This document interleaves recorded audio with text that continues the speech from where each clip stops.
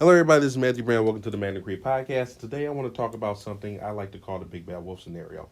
Now, if you've never heard of that before, it's because I pretty much just made it up as far as I know. But essentially, it's exactly how it sounds.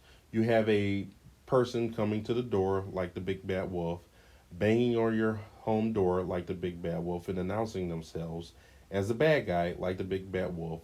Because you have more intelligence than a fairy tale piece of pork, not only do you not let them in, you go and grab something to defend yourself with, and then the person then breaks down the door like the Big Bad Wolf, and you let them have it. Now, the reason I want to bring this up is not because it never happens. It does definitely happen, but I believe it's cognitively perceived to happen much more commonly than it really is. And not only that, I think it forms, because a lot of people can't think past this scenario, it forms a lot of their plans as far as self defense is concerned. For example, I know a lot of people say, well, if I ever got attacked, I'd use a crossbow. That's strange. Explain how the scenario you feel it would happen.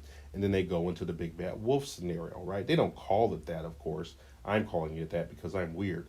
But a lot of times they'll say I'll grab a crossbow or a sword or a bow and arrow because we all live in the Legend of Zelda.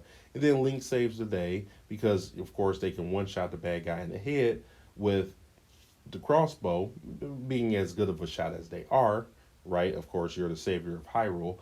However, what if there's a secondary bad guy? Oh, they didn't think of that, right? And this is what I mean by it forms a lot of people's opinions. The same thing with the 300 blackout AR-15 guy with the flashlight, the suppressor, all the goodies, right? It's not just the, links and Hyrules. This could be the Call of Duty folks, right? They sit there and they have their fancy AR-15. There's nothing wrong with having that, but when it's your only line of self defense, okay, what if you get mugged at the ATM?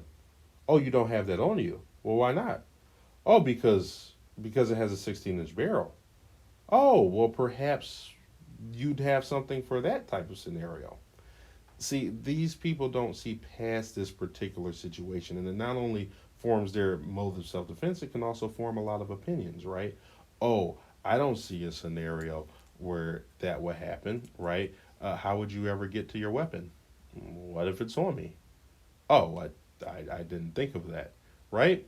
Because a lot of people just figure that your weapon is locked up in your house between two large safes and a steel bolt and a code, and it couldn't possibly be in the pocket, right? This forms a lot of people's opinions. They can't see past that. They only see a very particular scenario, and if it doesn't fit that scenario, my dear Lord, what would you have something else for? They can't see past that, right? They have a particular view that revolves around their life and what's happened to them.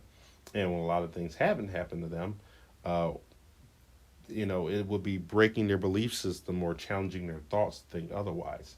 So this scenario comes up a lot, and I hear a lot of people in my classes and such things talk about this scenario, and they envision this scenario as the only scenario that they think about getting into, right?